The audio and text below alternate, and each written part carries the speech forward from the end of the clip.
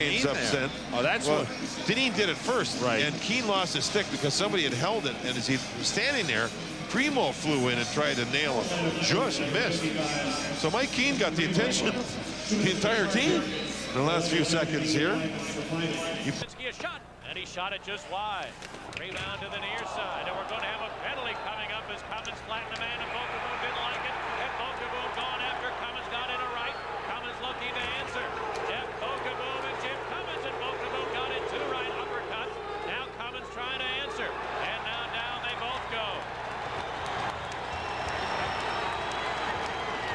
Well, quite a size advantage there for Bokaboom. And he landed early, the first one. It surprised Cummins, and Cummins finished strongly. Was able to get the edge at the end, but Bokaboom a big edge early.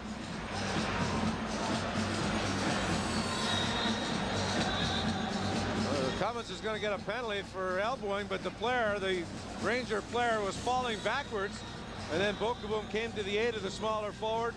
And it'll be interesting to see what happens here. Will there be an instigation penalty? Here's another chance for the Rangers. Langdon wants Belanger, and he's mad at him, and he's gone. Now remember, Belanger, he tried to get into a fight last night. It was a wrestling match. Belanger is coming back from a bad concussion when he was dropped by a punch from Paul Laus of the Florida Panthers. He took one right to the chin and put him right on his knees. And Langdon was mad because he took a stick to the mouth. Here's Belanger with an uppercut after Langdon had one. The uppercut's been the primary punch here. There's another one. You know why that makes sense? You don't have to worry about the helmet. Yeah, as much. What's easier, the chin or the helmet? Oh, Langdon lands 2, 3. Belanger's got to be, oh goodness, he's got to be careful.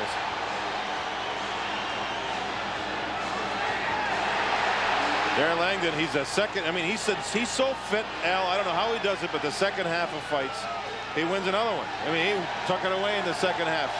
You saw Langdon check out his knuckles. Rangers win the fight. Islanders are winning the game. Call to make. The linesman did not help out. Now that got Langdon ticked off. And on the same shift, he got into a fight with Belanger, won the fight, and they both end up getting the fighting major. This is Belanger coming across thinking Langdon was tied up with McCabe. And a second half victory. Now here's Langdon going to check his hand out in the locker room. He's mad about the stick that he got up to his face. And as he was being ushered off, he was trying to yell across the ice to the referee, Kerry Fraser, to let him know what he thought about the stick into the face. John, it's pretty obvious the Islanders had a fixation with Darren Langdon. 3 or 4 of their guys went after him. Remember, Langdon threw the first big hit in the first shift of the game when he knocked McCabe's helmet right off. Remember that in front of the Islander bench. I liked it. There's a lot of passion here in this game. And here we go again. Cruz and Vandenbush right off the draw. They dropped the gloves. They rolled up their sleeves. And here we go. A helmet off of Cruz. He throws a lot of rights, quick rights. Vandenbush not able to get loose yet. His helmet's off. Cruz is hanging on now. I don't think he wants to go anymore.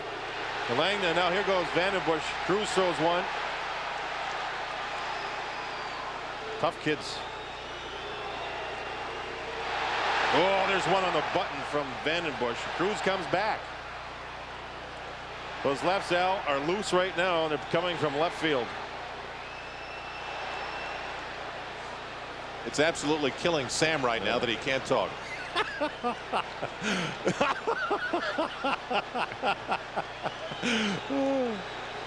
think the linesman should get in here and let them wear themselves out some more, I guess. Yeah, we got a couple of tired guys right now.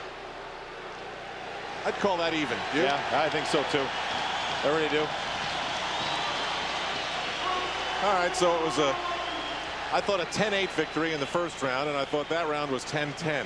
And the important one, though, it's 1-0 Islanders on a shorthanded goal by Nemchinov. We're just over 8 minutes into the first period. We've seen a little bit of everything here. I mean, everything. Now, over on the left side is where these two players are talking it over.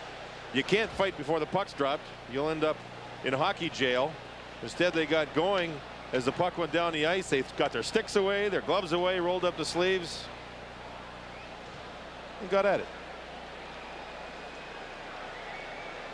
I heard someone ask Rick Bowness before this game, hey, do you think your team can compete physically with the Rangers, and I thought, sure, they got a lot of young guys who can go, a lot of physical players. Cruz, Bertuzzi.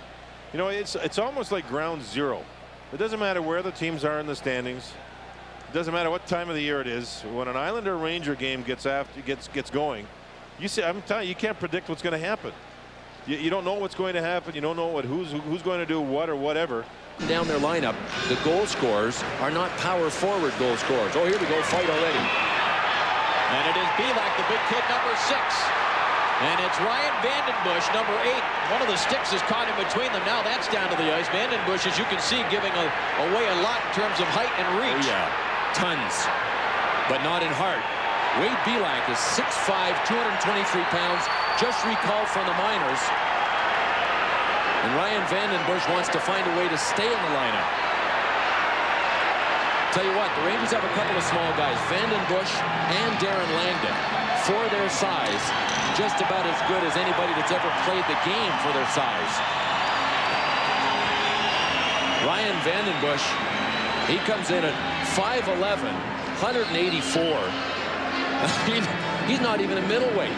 And that guy, Wade Belak, who's going to be a player. I mean, they really think he's going to be a player besides just being a tough guy. 6'5", 223, and knows his way back and forth to and from the penalty box. 320 minutes in penalties last year with Hershey in 65 games. I think this started right off the faceoff. There's Belak waiting. Didn't wait any longer, went right at Vandenbush. Top of the screen. I think Vandenbush dropped the gloves first. So I want to test my vertical reach. Not my vertical jump, my vertical reach. Mark Crawford's not surprised about Ryan Vandenbush. He coached him in the American Hockey League with St. John's when Mark was with the Toronto Maple Leafs farm club. So he's not surprised that Ryan Vandenbush will take on a Wade Belak. No, he's a tough guy. There is From 4 lines, dressing 7 defensemen. So Gretzky gets a little time. Here's Cairns and behind the play. Odgers. Cairns Takedown by Cairns. It didn't last long. Odgers really wanted to get into this one. And he's not nearly as big as Cairns is. I think the Avalanche, when you see this, you wonder when they play their 4th line guys like Odgers and whomever, they're trying to get something going here. You just sense it. They never really got any punches going. Odgers, always a willing combatant. Was he the captain in San Jose at yes, one he time? was. Yeah, so they wanted a little bit of character here. I don't know what happened in Boston, John. I'm surprised. He lasted last year. He was with Boston, but he didn't last long under Pat Burns. It's nice to have that big guy out there. Leach was hit by Todd Harvey, who's one of the hardest hitters around. Here we go. And Harvey is challenged right away by Bukaboom. Yes. Bukaboom can't get his right arm free. Now he does, and he's starting to throw some. Much bigger than Todd Harvey, who lost his helmet. Oh, boy. Harvey took a couple. He better hang on. Now the Rangers standing up for one another. Brian Leach got tattooed. Harvey coming back here is a tough kid. Oh, boy. Sam, I saw one last night with Buffalo playing Florida, and it was a melee. And Brad May's a good kid playing in Buffalo, but he had the kid Chris Wells down, and Wells' face was exposed, and he came up with an uppercut and caught him right in the face, and the guy couldn't defend himself, and it bothered me watching it. Yeah, I hate it when I see somebody that can't defend themselves get nailed. Saw Brad May go with Stu Grimson earlier in Carolina, and here's how this one here started. Leach got nailed. The right leg of Harvey underneath Leach. Again, you'll see it. Boom. So Bukaboom went after Harvey. It'll be interesting to see what the call is. An additional 2 minutes to Bukaboom. Yep. But anyway, Grimson went with May in Carolina, and Grimson had May in a position where he had him down at defenseless and let him go. And I just think, you know, if you have a guy in this game and you've got him in a defenseless position, I don't know. Not a good thing. I agree with you, John. And Brad May. American Hockey League team in Hartford, the Wolfpack. Here we go. And behind the play, Lakovic. Sasha Lakovic and Darren Langdon. Looks like they're both just trying to establish some position to get at it. Lakovic was knocked down earlier by Lindbaum. Lakovic in the lineup replacing Reed Simpson, who's been out with a hamstring problem. Langdon obviously got the helmet off. Lakovic has run up a lot of penalty minutes in years past. Langdon switching, holding. This fight will tie Darren Langdon for the league lead in fights this season. with 7. With? 7. Well, no, I say with which players, do you know? Oh, I'll find that out for you. It's a group, John. Yes, I can imagine. Tell you what, last night there was a couple of... Ty Domi last night went at it with Cam Russell. Whoa, baby. Vancouver had 6 fights in their game with LA. They lost 8-2. Maybe they try and get something going. This is a long one, John. Who's going to tire out? Langdon's landed a few. Lakovic hasn't gotten loose. I think Lakovic's taken a couple of solid ones there. There's some blood in there. I don't think Lakovic was able to land any. I didn't even see how this started. It's over on the far side of the ice. Langdon's had a sore hand. You can see it's bleeding there. All right, they let him go at 2:51, and Darren Langdon's going in for treatment into the Rangers medical room. There's Lindbaum trying to pick off Lakovic, and Langdon went right across, and the bear hug started. Lakovic got his left glove off, but not his right glove. The stick was stuck between the two bodies. And they got after one another. Not even 3 minutes into this game, we've had... Played deep. Overall, it's been a good period for the Rangers. One of the best first periods. There was a lull there for about 5 minutes, and they have a fight. Behind the play, Bookeboom and Odgers. Odgers keeps picking on guys a lot bigger than him. Odgers last year with the Boston Bruins. Bookeboom just using his size and strength there. One guy is so much bigger than the other guy. Oh, gosh. Odgers has always been a willing combatant, John, but sometimes he's overmatched in size. Yeah, he's a middleweight. Bookeboom. The other night, Odgers in Philadelphia fought Therrien, who's similar in size to Bookeboom. This kid's a tough kid, but my goodness, you're going up against Empire State Building type guys all the time. With 3:32 remaining in the first period, Odgers and Bookeboom head for their respective locker rooms. I did not see how this started. It was over to the right side near the Rangers bench. It actually was in the corner there, and you see Odgers pick up Bookeboom. Jeff must have said something to Jeff, and Jeff got upset with Jeff, and the way the two Jeffs went. Didn't take long, did it? No. Bookeboom must have said something Odgers didn't like. He just turned around. He was going in the other direction. Well, Odgers gave him a little bit of the face. Yeah, and then Book said something, and then Odgers, and that was it. Just that quick. Yeah. 5 minutes each for fighting at 16:28. Broadcaster, and he knows the family, and he spoke. Oh, here we go. Van den Busch and DeBrusk. And Louis DeBrusk. Oh, DeBrusk is a tough one. DeBrusk threw a few of the right and changed hands, and Van den Busch, there you can see, can't get his left free. There he comes. DeBrusk, oh man. If DeBrusk would have battled like this, he'd still be in Edmonton. Now it looks like Van den Busch trying to get the second half of the fight going. Well, DeBrusk still throwing him. Getting back to, oh baby. There's some shots there, Sam. Looked like Van den Busch so much bigger than the other, isn't he? Trying to get some momentum going, but DeBrusk is big and strong. Yeah. They're getting back to John Cullen and the leukemia problems. He's really done well. Coming along. I care about that a lot more than I care about this right now, to be honest with you. And hopefully for John, the continuation of the good signs continue to show. Now the white blood cell count is up, I believe. Everything's improving to this point. So far news. so good. And Jacques Demers, the first thing he did when he signed his contract was get John Cullen's number, phone John in Boston, and told him, wished him all the luck. This is the coach, your new coach, and make it back. You're welcome back. Please do your best and take care of yourself. Van den Busch and DeBrusk. His second shift, he was very active, and there's Van den Busch and Eastwood moving in.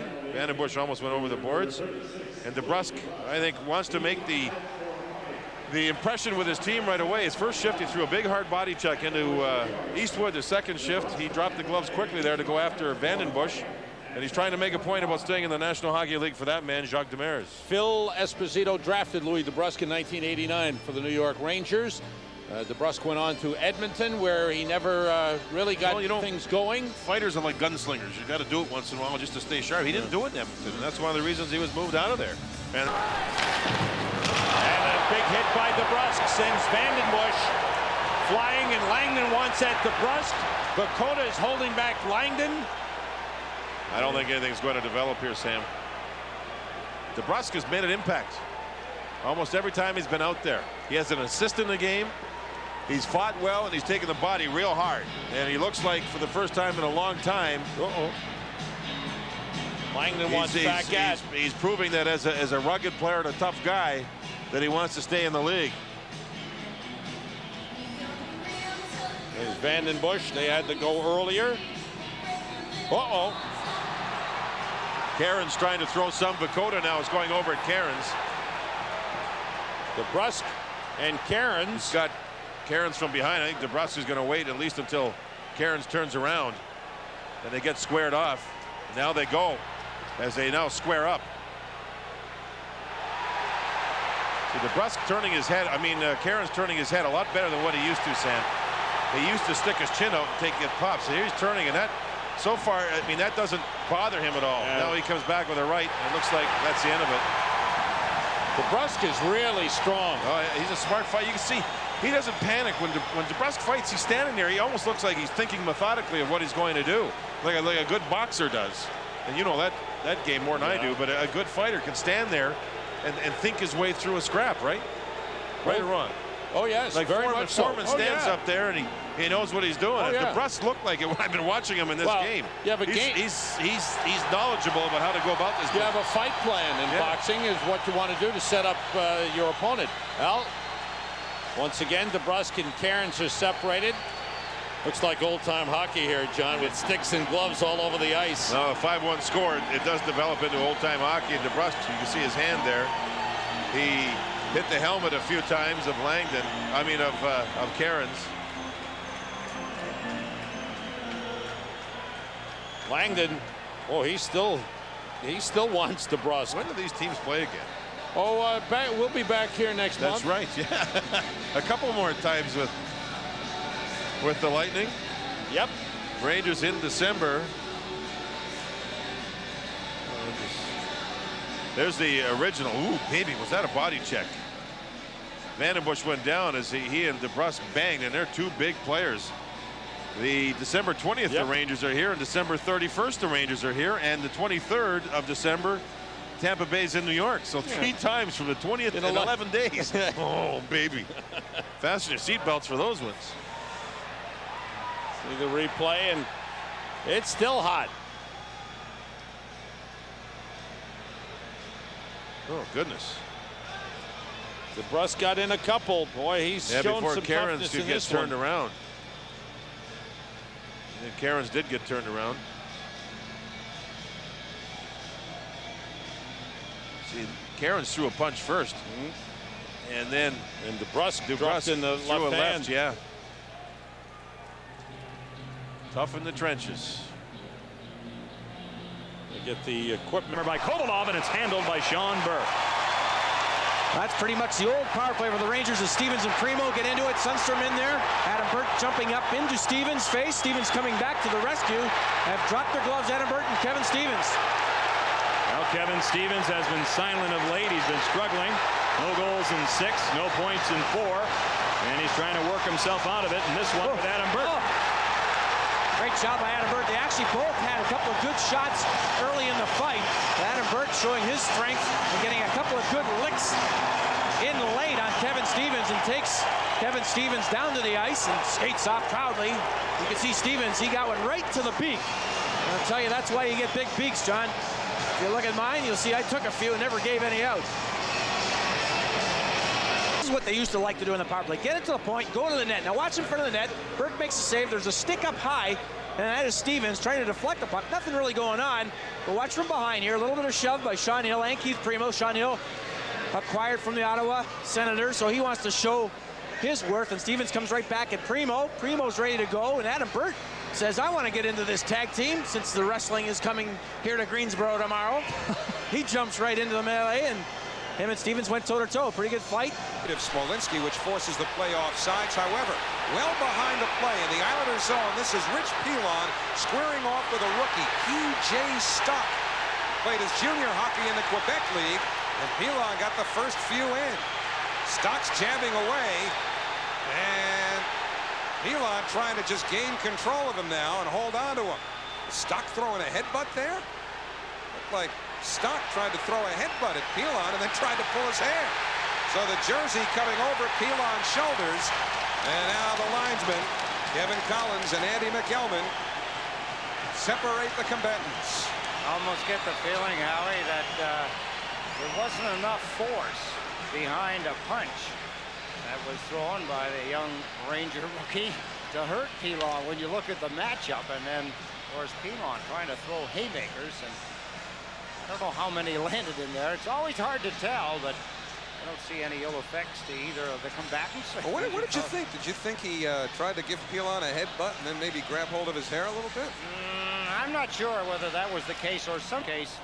Hockey fights, let's take a look. Is there, you see their heads are bumping and grinding there anyway. That one, right there. But there wasn't, No. I don't think anybody got a bitten ear either. You've been watching too much boxing. And he drives one straight through to Salo. LaFontaine was just hit up high by LaChance, and there will be a penalty to Scott LaChance. Uh-oh. That was a cross-check by LaChance into LaFontaine's face, and then I think Bokaboom came roaring in after Scott LaChance. LaFontaine gets up with his hand going to his face. We've got quite a pileup.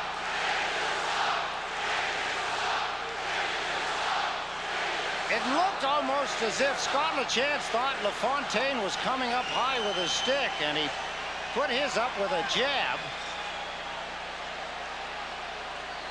Billy Berg trying to get Paul Cruz to let go of whoever he's got a hold of. That's probably LaChance. LaFontaine biting on his mouth guard.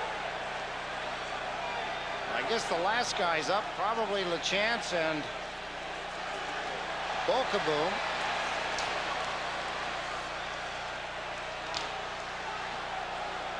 Only hope this doesn't break into a free-for-all. I suppose as far as Bokaboom is concerned, bad enough that they're getting beat. Cruz now challenges.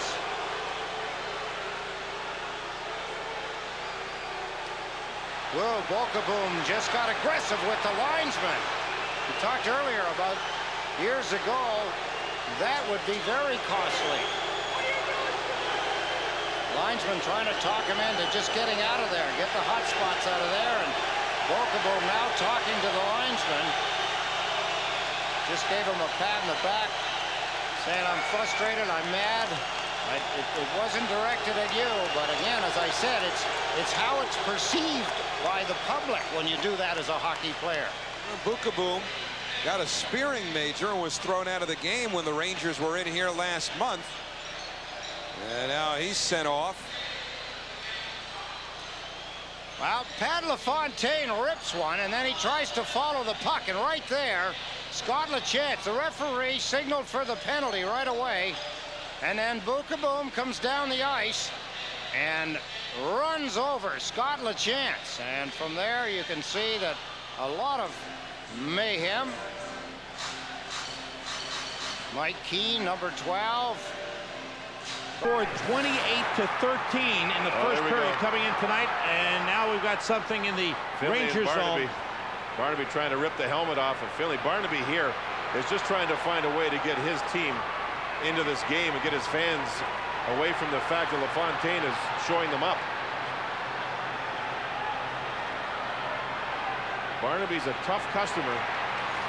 Did a lot of winning with his fights last year, and Finley here is smart just to try to get through this thing. Yet he shows that he's got a little bit of aggressiveness. Barnaby there, see, yelling at the linesman, don't break it up. There's the left. Barnaby earlier, Vandenbush kind of challenged him. He didn't want to go with Vandenbush, or at least it looked like that to me on the first shift that they met each other. And here Barnaby meets up with Finley. I think you're going to see Vandenbush out there a little bit later, I think, against Barnaby. I would think so, yeah. In this game, as the Rangers coaching staff will make sure that there's more of a scrapper, even though Finley did a decent job there against a tough guy. Just don't go your way. Here we have a fight. Behind the play, Langdon and Kordic. Langdon's first game back since missing time with the sprained knee. The size of Kordic. He's trying very hard to knock the helmet off of Langdon. Langdon's conditioning here will be really monitored because he just hasn't played much. Ooh, there's a wild right that just missed. There's another counter and another counter. Langdon's helmet all over the place here, but it seems like the strap must be a good one. Kordick's left got loose for a moment. Yeah, he's big, man. Ooh, is he big? Yeah, this Langdon is some. He's got an uppercut, Sam. Well, he does a pretty good job in controlling. Oh man, he landed one there. He's really come alive here. You can see the size of Kordick there. Darren Langdon, he snuck a few in there, quite a few. Flyers Ranger game in the first period. We're 3 minutes 7 seconds in. We've had 2 goals. We've had a scrap. We've seen an offside goal that was scored by the Flyers. A little bit of everything. And both teams complaining about the same thing. Lethargy, not enough passion in their game. Well, boy, the Flyers they're displaying it right here. The Flyers, 35 points, 1 point behind New Jersey. You can see right off the face-off how it gets started back over there. But Sam, the Flyers, you'd think by listening and hearing about their hockey club, you would think that they were out of the playoff picture. A little bit of deja vu. Back on October 17th of '92, we didn't have this fight.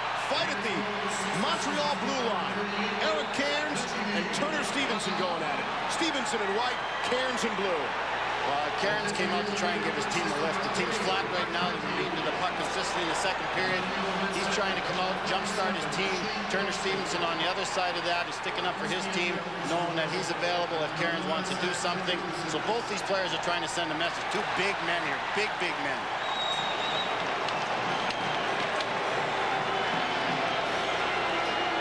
Colin Campbell knows his team's flat. I don't think Colin Campbell sent Cairns out to do that, but I think Cairns is smart enough to know that one of his jobs on this team is in a situation like this to go and try and spark his team. Well, I'm sure. MCS Cannon providing that first replay. MCS Cannon keeping people in business, and here's their business. The 2 heavyweights going at it. Laws is an uppercutter. Watch him if he gets his. There's an uppercut. See that? There's another one. He is an uppercutter, and a good one. And Langdon is a terrific scrapper. And Kenny Belanger of the Islanders knows how good an uppercut he has. Laws is 216 pounds. He's a lot stronger than he looks. I think Langdon here feels that he's got to get his team going here. Oh, baby. Laws can't get that right hand loose, and Langdon's got his loose a number of times. Well, Langdon he's meticulous when he scraps. Isn't he, Sam? Look at this. Can he go? Well, Laws finally gets his right hand loose. Maybe not long enough. Or Langdon can go. He is one. And Laws is one of the very best underrated scrappers in the game. And Langdon, I haven't seen him lose all year, and he's been involved in quite a few. Have you? He's fearless, John. The only problem is his hand keeps getting cut up lately. I'll tell you what. I will say this, John. He doesn't lose, Sam. He's become very good at it. Oh, he's exceptional at it. Paul Laws may have to go for some repairs, or at least equipment possibly. 3 minutes into the second period. He just doesn't get hit. He very seldom gets hit. The puck is dropped. On the other side is Langdon and Laws, and they just go at one another. And Langdon, he just very seldom gets hit. And in the second half, as we've said many times, he generally wins his scraps. So he kept away from that uppercut that Laws is pretty famous for. Laws has caught a few guys with the uppercut and dropped them right to their knees. That's the other thing that he does is I think he has a pretty good scouting report on other scrappers. And stamina. Yeah. Mind those if you stick him aside, put him in the corners. Up the boards to Gretzky. Wells and Karpatsev. Look at Wells wants him. Yeah. Karpatsev finally drops him. And here we